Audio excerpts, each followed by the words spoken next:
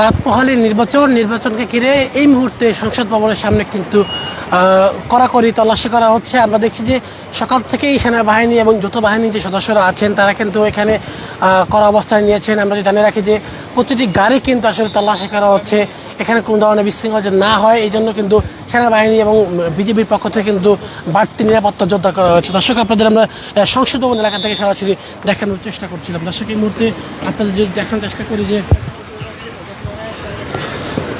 প্রতিটি গাড়ি কিন্তু তল্লাশি করা হচ্ছে এবং এখান থেকে 4 স্তরে কিন্তু গাড়িগুলো তল্লাশি করা হচ্ছে।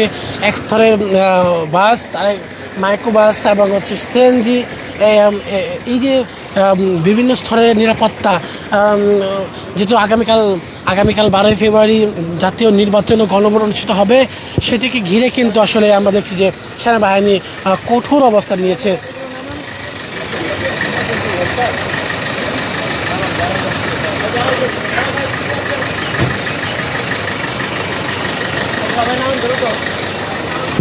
দর্শক, আপনারা দেখছেন যে এখানে একটি বাসের যে বাসের ভিতরে কি আছে সেটি চেক করা হচ্ছে, সেটি চেক করছেন। আমরা সেই দৃশ্যটি আমরা আপনাদের দেখানোর চেষ্টা করছি। কোন ধরনের বিশৃঙ্খলা যাতে না হয়, অপ্রীতিকর ঘটনা না ঘটে, সেজন্য কিন্তু প্রতিটি স্তরে কিন্তু আসলে চেক করা হচ্ছে। আমরা দেখছি যে সেনাবাহিনীর পক্ষ থেকে এটি কিন্তু ব্যাগে কি রাখা আছে, কি আছে, সেজন্য কিন্তু আসলে চেক করা হচ্ছে, সেটি আমরা আপনাদের দেখার চেষ্টা করছি। দর্শক, এই মুহূর্তে আপনারা দেখছেন যে সেনাবাহিনী কিন্তু একটি বসুমতী ট্রান্সপোর্ট লিমিটেড নামের একটি বাসকে তারা চেক করছেন। বাসের ভেতরে এবং বাসের যে বক্স থাকে সেই বক্সকে চেক করছেন। চেক শেষে বাস থেকে চলে যেতে বলছেন। আমরা দেখছি এখানে এই মুহূর্তে একটি জনপ্রশাসন মন্ত্রণালয়ের একটি প্রাইভেট কার, সেই প্রাইভেট কারকে চেক করছেন বাংলাদেশ সেনাবাহিনীর যে সদস্যরা। তিনি একজন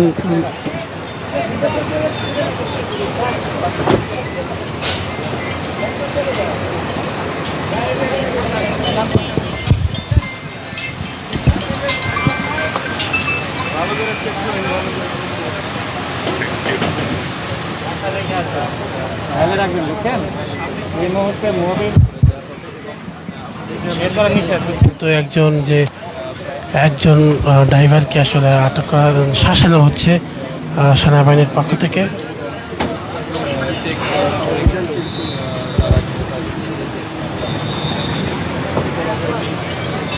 দর্শক, আমরা আপনাদের আরেকটি দৃশ্য দেখাতে চাই। এভাবেই কিন্তু প্রতিটি গাড়িকে চেক করা হচ্ছে। চেকিং এর মাধ্যমে কিন্তু প্রতিটি গাড়ি এখান থেকে ছেড়ে দিচ্ছেন যৌথ বাহিনীর সদস্যরা।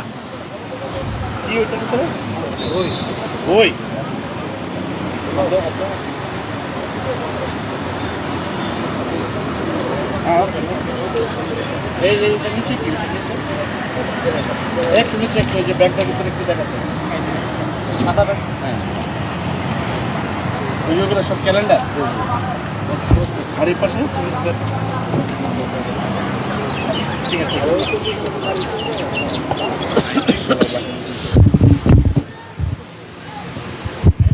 দর্শক, অর্থাৎ বলা যাচ্ছে যে নির্বাচনকে ঘিরে কিন্তু যে কড়া নিরাপত্তা, সেটি কিন্তু আইন শৃঙ্খলা বাহিনী সেই চাদরে ঘিরে রেখেছেন। এবং যদি আপনাদের আরেকটি যে তথ্য আমরা জানিয়ে রাখি যে এখানে কিন্তু আসলে কোনো মতে কিন্তু আসলে যে বাইক কিন্তু আসলে প্রবেশ করার জন্য দেওয়া হচ্ছে না। অর্থাৎ বলা যায় যে এই এলাকায় কিন্তু এই মুহূর্তে যৌথ বাহিনীর নিয়ন্ত্রণে কিন্তু আপাতত এখানে চলছে।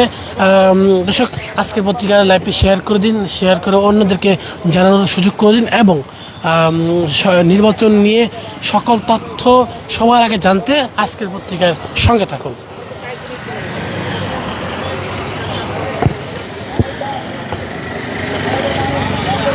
আতিকুর রহমান, আজকের পত্রিকা, ঢাকা।